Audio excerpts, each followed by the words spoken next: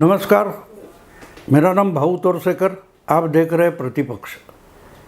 दोस्तों, आज मैं थोड़ा इंटरनेशनल पॉलिटिक्स पर बात करूंगा, क्योंकि पॉलिटिक्स इंटरनेशनल होगा, फिर भी अगर जो भारत के संबंध में है तो उस पर भी बात करनी पड़ेगी। जिस ढंग से इंटरनेशनल लेवल पर दुनिया के सामने मोदी जी ने G20 का सम्मेलन सक्सेसफुल करके दिखाया, यशस्वी करके दिखाया। उसके बाद दुनिया भर के जो नेता है, खुद को इंटरनेशनल लीडर, वर्ल्ड लीडर मानने वाले, वो बेचैन हुए तो हम समझ सकते हैं।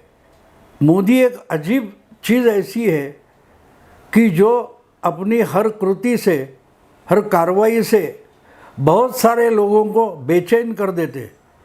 वो प्रधानमंत्री बनने निकले तो भी हमारे देश के बाकी सारी पार्टियां, उनके नेता बेचैन हो गए थे।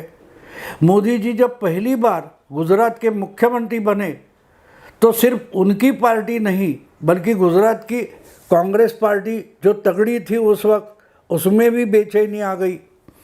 यानी बात ऐसी है कि ये इंसान जिस ढंग से खुद को समर्पित मानता है जनता और देश की तरफ, तो उस सोच से जब कुछ काम करता है तो बाकी के लोग बेचैन हो जाते हैं, क्योंकि ये काम करता है। मोदी जी की खासियत ये है कि वो राजनीति जितनी करते हैं उससे भी ज़्यादा जनता का काम करते हैं। और अगर कोई जनता का काम करने लगे तो गड़बड़ ये हो जाती है कि बाकी जो निकम्मे नेता है, अलग अलग पार्टियों के हो या फिर बीजेपी के हो, उनके लिए नरेंद्र मोदी का काम एक बोझ बन जाता है। क्योंकि अगर मोदी कर सकता है तो बाकी क्यों नहीं कर सकते। मोदी जी अगर बीजेपी को लेकर, साथ में लेकर, संगठन लेकर कुछ काम कर सकते हैं तो बाकी पार्टियां वही काम क्यों नहीं कर पाती, उस लेवल का काम क्यों नहीं कर पाती। ये सवाल बाकी सब नेताओं के सामने खड़ा हो जाता है। और इसलिए मोदी जी कुछ भी करते हैं तो बाकी नेताओं की और पार्टियों की बेचैनी बढ़ जाती है। और वही हुआ है जब G20 सम्मेलन इस ढंग से हमारे देश में, जिसका समारोह हो गया, सक्सेसफुल हो गया, तो बाकी वर्ल्ड लीडर्स जो है उनमें बेचैनी आना स्वाभाविक था। और इसी कारण से ना पुतिन आए, ना चाइना के शी जिनपिंग आए, लेकिन फिर भी ये दो बड़े नेता G20 के दिल्ली में हुआ G20 सम्मेलन, उसमें साथ में नहीं आए थे, वो हाजिर नहीं थे। फिर भी वो सम्मेलन मोदी जी ने सक्सेसफुल करके दिखाया। इतना ही नहीं तो उसमें अफ्रीकन यूनियन, यानी अफ्रीका के जो छोटे छोटे देश इकट्ठा होकर उनका जो यूनियन बना है, उसको भी G20 का एक सदस्य बनाकर G21 ऐसा ग्रुप में मॉडिफिकेशन मोदी ने कर दिया। तो वर्ल्ड लीडर जो खुद को मानते हैं वो बेचैन होना बिल्कुल स्वाभाविक था। और जब कोई दूसरा नया खिलाड़ी मैदान में अपनी पकड़ जमाने की कोशिश करता है या अपना प्रभाव दिखाने लगता है, तो जो प्रस्थापित है, एस्टैब्लिश है, उनके पेट में दर्द शुरू होना तो स्वाभाविक है। इसलिए मोदी ने जिस ढंग से G20 का सम्मेलन और कार्यक्रम सक्सेस किया, उससे वर्ल्ड लीडर्स में तकलीफ यानी बेचैनी शुरू होना स्वाभाविक था। लेकिन इसका परिणाम कुछ करने निकलेंगे तो बिगाड़ने से नहीं होता। देखो, हमको अगर मोदी जी को रोकना है तो मोदी जी को तकलीफ हो, मोदी जी की राजनीति सक्सेस की तरफ ना जाए, इस ढंग से हमें कुछ काम करना पड़ेगा। अगर हम मोदी के खिलाफ है, जो यहाँ हमने देखा है पिछले 9-9.5 साल में, जितना मोदी को रोकने की कोशिश करते हैं और गलत पैतरे आजमाते हैं, उससे उन्हीं पार्टियों का नुकसान हुआ है। बीजेपी का या मोदी का नुकसान तो हुआ नहीं। अब इससे कोई पाठ लेना, लेसन लेना ज़रूरी होता है, सबक लेना ज़रूरी होता है कि मोदी के खिलाफ अगर हमें कुछ करना है तो बड़ी सावधानता से करना चाहिए, ताकि नुकसान मोदी का हो और फ़ायदा हमारा हो। लेकिन ये इस ढंग से सोचते ही नहीं है। ये जो पुराने ज़माने के पैतरे हैं, दांव पेच है, वही खेलते रहते हैं और उससे उनका ही नुकसान हो जाता है, क्योंकि ये समझ नहीं पाते मोदी 20वीं सदी का नेता नहीं है, मोदी 21वीं सदी का नेता है। और 21वीं सदी में ना सिर्फ हर देश और समाज बदला है, दुनिया भी बहुत बदली है, सोचने का तरीका बदला है। और अगर सोचने का तरीका बदलता है तो इंसान बदल जाता है। इंसान जिस समाज में रहता है उस समाज में भी बदलाव आते हैं और उस बदलाव का उस देश की सामाजिक स्थिति पर, राजकीय स्थिति पर, राजनीतिक स्थिति पर बहुत बड़ा गहरा प्रभाव होता है। तो इसलिए जो समाज बदलते जाता है उस समाज का अच्छा नेता पुराने तरीके से खेल नहीं खेलता। तो मोदी के लिए हमको एक पहली बात समझनी चाहिए कि मोदी ये अलग ढंग का नेता है, नए ज़माने का नेता है, 21वीं सदी का नेता है। उसको ना इंडिया की पॉलिटिकल सिस्टम समझ पाई, जिसे हम पॉलिटिकल इकोसिस्टम बोलते हैं। ल्यूटियंस मीडिया होगा, यहाँ के बुद्धिजीवी होंगे, इंटेलिजेंसिया होगा या यूनिवर्सिटीज़ होगी, ये अभी तक मोदी को समझ नहीं पा रहे। तो इससे अगर सबक लेना है तो अगर मोदी इंटरनेशनल लेवल पर कुछ राजनीति करने आए हैं तो मोदी के साथ कौन सा खेल खेलेंगे, ये वर्ल्ड लीडर्स को पहले से तय करना ज़रूरी था। और इसमें कनाडा के प्रधानमंत्री जो जस्टिन ट्रूडो है वो गलती कर गए कि G20 में मोदी का जो कद बढ़ गया, समारोह जो सम्मेलन था वो सक्सेसफुल करने से दुनिया की लेवल पर, इंटरनेशनल लेवल पर अगर मोदी का कद बढ़ा है तो उसको अपशकुन करने की कोशिश जो गैर हाजिर होकर पुतिन या शी जिनपिंग ने किए थे, उसका अगला कदम कनाडा के प्रधानमंत्री जस्टिन ट्रूडो ने उठाया। अचानक वापस जाने के बाद जस्टिन ट्रूडो ने कनाडा की संसद में भारत पर गंभीर आरोप कर दिया।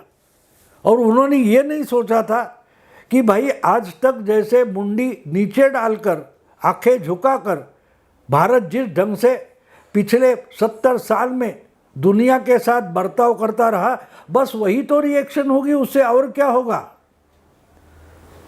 कनाडा के ही खलिस्तानियों ने एयर इंडिया का हवाई जहाज गिराया था, बम स्फोट करके हवा में गिराया था। फिर भी उस समय के जो भारत सरकार थी वो कोई तगड़ा कदम नहीं उठा पाई थी। आज खुलेआम अमेरिका हो या कनाडा हो, वहाँ खलिस्तानी बड़े रुबाब से जिंदा रहते हैं, मस्ती करते हैं, धमकाते हैं और बार बार हम निषेध करते हैं। लेकिन भारत सरकार जो तकरार करती है उसको कीमत तक नहीं दी जा रही थी। और ये आहिस्ते आहिस्ते ये अड्डे बनते गए, भारत विरोधी गुटों के अड्डे बन गए। तो उसमें से दो खलिस्तानी, एक तो वो निज्जर था और दूसरा सुक्खा, इनका एक के बाद एक खात्मा किया गया। अब तक वो खात्मा किसने किया इसका कोई सबूत नहीं है, कोई आरोप ही नहीं है। फिर भी निज्जर की हत्या तो 3 महीने पहले की है। अगर ट्रूडो को उस बारे में भारत पर आरोप करना था, भारत को नीचा दिखाना था, तो वो G20 सम्मेलन में सहभागी होने के पहले वो बोल सकते थे। जो कुछ उन्होंने G20 होने के बाद बोला है वो 2 महीने पहले भी ट्रूडो बोल सकते थे, लेकिन उन्होंने उस वक्त उस पर चुप्पी साधे रखी, कुछ बोला तक नहीं। और G20 पूरा करके वापस लौटे। उसके बाद जस्टिन ट्रूडो कनाडा की संसद में भारत पर गंभीर आरोप लगाते हैं। और इतना नहीं, उससे आगे निकलकर भारत का वहाँ का जो कोई दूतावास है, हमारा एम्बेसी है, उसमें से एक किसी अधिकारी को भारतीय गुप्तचर खाता जो चलता है इंटेलिजेंस ब्यूरो है या रॉ है उसका हस्तक बोल के उसको वापस भेजने की ऑर्डर निकालते हैं। तो उन्होंने एक्सपेक्ट नहीं किया था कि भाई इस पर भारत मोदी कोई कड़ा कदम उठाएंगे, लेकिन वो ऑर्डर उन्होंने निकाली कि रॉ का अधिकारी है, इसको वापस जाना चाहिए। तो 24 घंटे से पहले मोदी सरकार ने यहाँ का जो कनाडा का एम्बेसी है वहाँ का किसी को वापस भेजने का डिसीजन ले लिया। ये दुनिया ने कभी एक्सपेक्ट नहीं किया था। आपको याद होगा, पाकिस्तान जैसा छोटा देश है,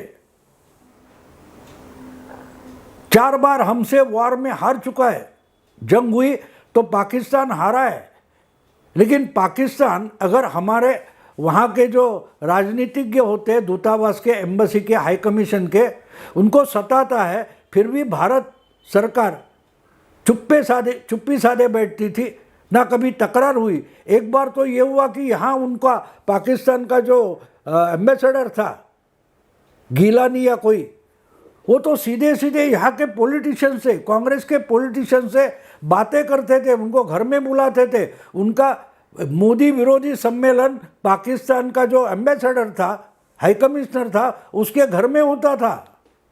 ये सब हमने देखा है। लेकिन फिर भी उधर से हाई कमिश्नर को भेजा जाता था हमारे भारत के, लेकिन भारत उल्टी एक्शन नहीं लेता था। इसलिए ये माना गया कि भारत तो कुछ करने वाला नहीं, इसको कितना भी लताड़ो ये चुपचाप सह लेने वाला है। तो यही सोच रखते हुए अपनी कनाडा की राजनीति के लिए ट्रूडो ने जो कदम उठाया भारत के खिलाफ G20 के बाद, तो मोदी को दिखाना ज़रूरी था कि भाई ये पुराना भारत नहीं, ये मोदी का भारत है। ये मोदी को भी दिखाना था और उसकी अच्छी अपॉर्चुनिटी ट्रूडो ने पैदा कर दी। यानी ट्रूडो वहाँ की खालिस्तानी पार्टी है, सिख पॉपुलेशन है, उनकी जो पार्टी है उस पर निर्भर है, और इसके लिए उनको अपने साथ सिखों को रखने के लिए ये ऐसा कदम उठाना ज़रूरी हुआ। लेकिन उन्होंने एक्सपेक्ट भी नहीं किया था कि जिस ढंग से भारत उसका जवाब देगा, मुंह तोड़ जवाब देगा, वो उन्होंने एक्सपेक्ट नहीं किया था। मुझे याद आती है जब ऐसी बातें पॉलिटिक्स में देखते तो ट्रूडो को लगा था कि कम से कम ब्रिटेन और अमेरिका हमारे साथ रहेगा, लेकिन वैसा तो हुआ नहीं। जैसे 370 के बाद पाकिस्तान कश्मीर राग अलापता रहा, लेकिन मुस्लिम देश भी पाकिस्तान के साथ नहीं आए। पाकिस्तान बार बार दुनिया भर के मंच पर जब कहीं उनको पॉसिबिलिटी, अपॉर्चुनिटी मिली तो कश्मीर का राग शुरू कर देता था, लेकिन किसी दूसरे देश ने मोदी के ज़माने में पिछले 10 साल में पाकिस्तान का साथ नहीं दिया। बिल्कुल वही हालत आज कनाडा के प्रधानमंत्री जस्टिन ट्रूडो की हो गई है। बाकी लोग तो छोड़ो, उनके साथ आज ना अमेरिका खड़ा है, ना ब्रिटेन खड़ा है। रशिया और चीन बोलते नहीं है, लेकिन फिर भी कनाडा का साथ देने के लिए सामने तक नहीं आए। तो हुआ क्या हुआ क्या? जस्टिन ट्रूडो अपनी लोकल राजनीति है, कनाडा की अंदरूनी राजनीति है, इसके लिए ये साहस कर गए, लेकिन पहुँचे कहाँ देखो। आज वो कनाडा में तो है ही, लेकिन इंटरनेशनल लेवल पर भी आइसोलेट हो गए, अकेले पड़ गए। तो वो मुझे क्या बोलते हैं, चलती का नाम गाड़ी, जो चलता है बस उसको ही गाड़ी मान लो, ऐसा जो कहते हैं। वैसे उनको लगा था कि हम कुछ भी करेंगे और भारत सह लेगा, तो वो भूल गए कि ये भारत मोदी का भारत है, बदला हुआ भारत है। इसलिए जो पुरानी चलती का नाम गाड़ी था वैसा भारत नहीं है। और इसीलिए हुआ क्या दोस्तों, वो चलती का नाम गाड़ी नाम की जो फिल्म थी, उसमें एक गाना है, जाना था जापान पहुंच गए चीन समझ गए ना। यानी निकले कहाँ थे जस्टिन ट्रूडो, जो राजनीति करने निकले थे वो बुमरैंग होकर उनके ही सर पर आकर लटक गई है। और यहाँ से उसमें से कैसे निकले ये भी नहीं समझ पा रहे। तो मुझे याद आता है वो एक गाना, बहुत मज़ेदार गाना था उस फिल्म में। किशोर कुमार अपने भाई को झूठा झूठा बोलता है कि मैं किसी लड़की के साथ बाहर घूमने गया था, ये मज़े हुए वो मज़े हुए, और वो बोलता, आखिर में बोलता है जाना था जापान पहुंच गए चीन समझ गए ना। तो बिल्कुल जस्टिन ट्रूडो की, कनाडा की हालत वैसी हो गई है। निकले थे जापान जाने के लिए, पहुंच गए चीन, और समझ में तो कुछ भी नहीं आ रहा है। दोस्तों, अगर ये वीडियो आपको पसंद आए तो लाइक कीजिए, शेयर कीजिए, सब्सक्राइब कीजिए। नमस्कार।